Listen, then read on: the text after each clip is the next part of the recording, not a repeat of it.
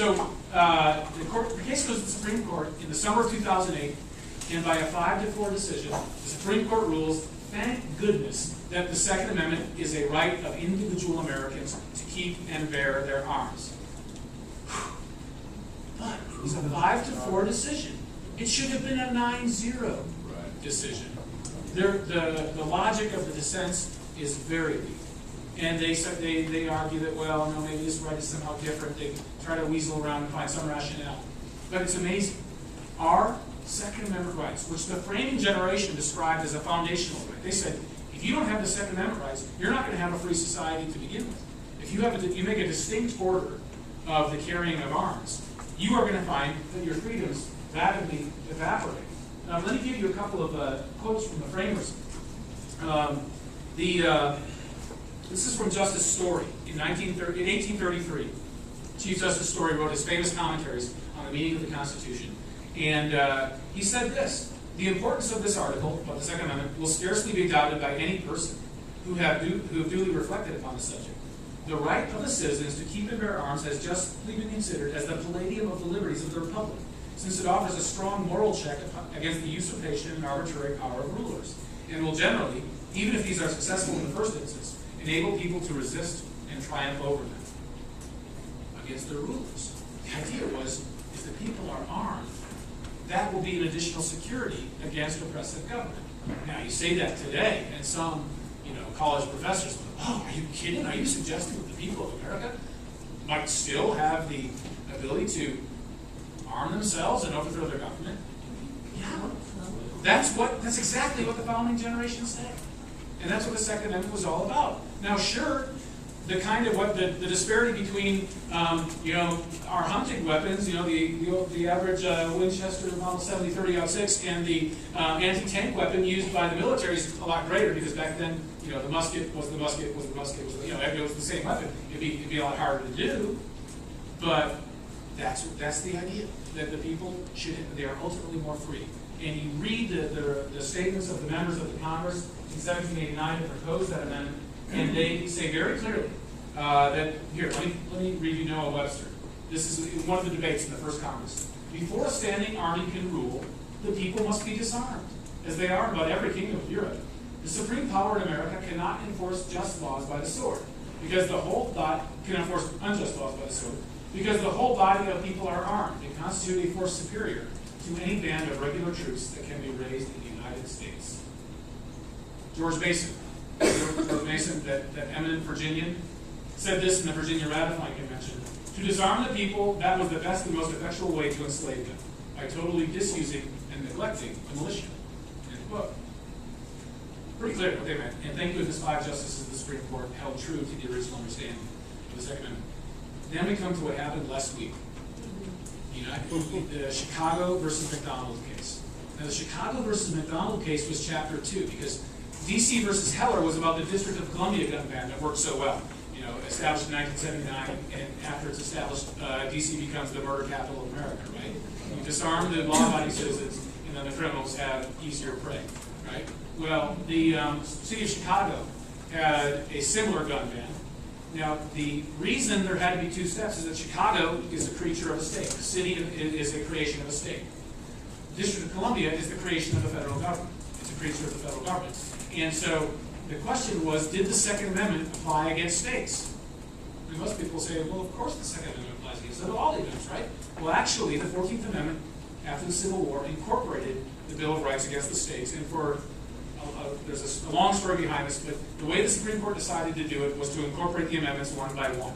And the court would say, is this amendment a fundamental right?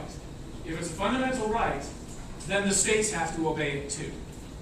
If it's not a fundamental right, then only the federal government is bound by that particular amendment.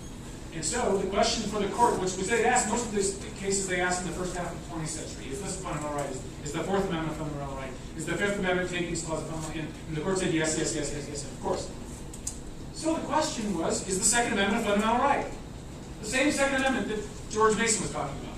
Of course it's a fundamental right. It's written right there in the Constitution. And the Supreme Court has, by the way, recognized fundamental rights that are invisible.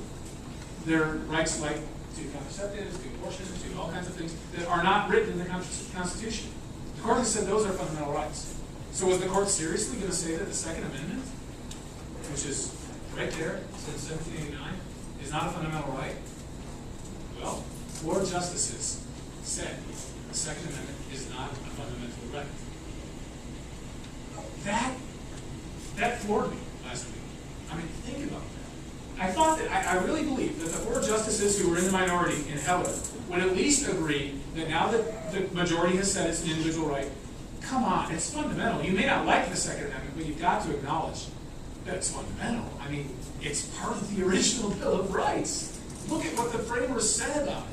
But it's not just the possibility of overthrowing the government, it's also the possibility of protecting yourself, which is another natural, inalienable right. Right, exactly. Now, and I'm glad you mentioned that, because when Madison drafted the Second Amendment, he was looking at similar amendments that were already bills of rights that were already part of the state constitutions. One of the ones that he was looking at was the Pennsylvania Constitution, which says this, that the people shall have a right to bear arms. I'm sorry. This was the words. The Pennsylvania Constitution has a similar right, but this is the wording they suggested in the Pennsylvania Ratifying Convention for the federal government. That the people have a right to bear arms for the defense of themselves and their own state, or the United States, or for the purpose of killing game.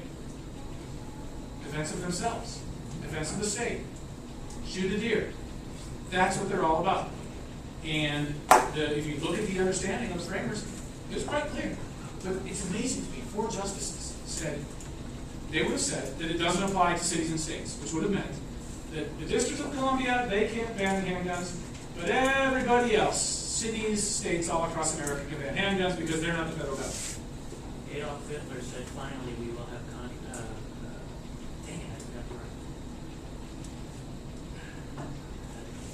finally we'll have comprehensive gun control. Yeah. What better way? And that's exactly right. The Third Reich tried to control the ownership of guns. You get tyrannical governments throughout world history. You take away the arms of the people, and it's so much easier for tyranny to arise. The 9-0 decision doesn't carry more weight than the 5-4, does it?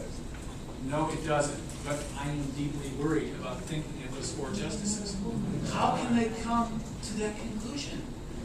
You're right, it's no stronger. But it also means something else. What if one of those 5 justices gets hit by a car tomorrow? Yeah. And Obama appoints a successor? God help us. I mean, we are so close to losing our Second Amendment.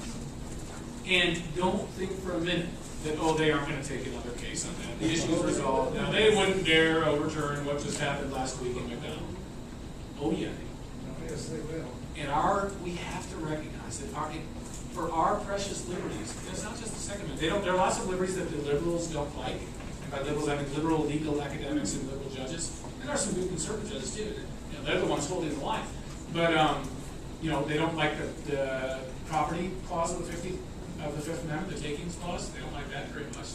Those decisions are often very closely divided decisions. They don't like political speech, the protection of political speech in the form of giving money to candidates you favor. They don't like that very much. So there's certain rights that are, in the liberal mind, higher than other rights. And isn't it interesting? I think it's fair to say that originalists, those of us who believe in the original meaning of the Constitution, we hold all written rights to be equally. There's no second-tier rights, first-tier rights. If it's written, we protect it.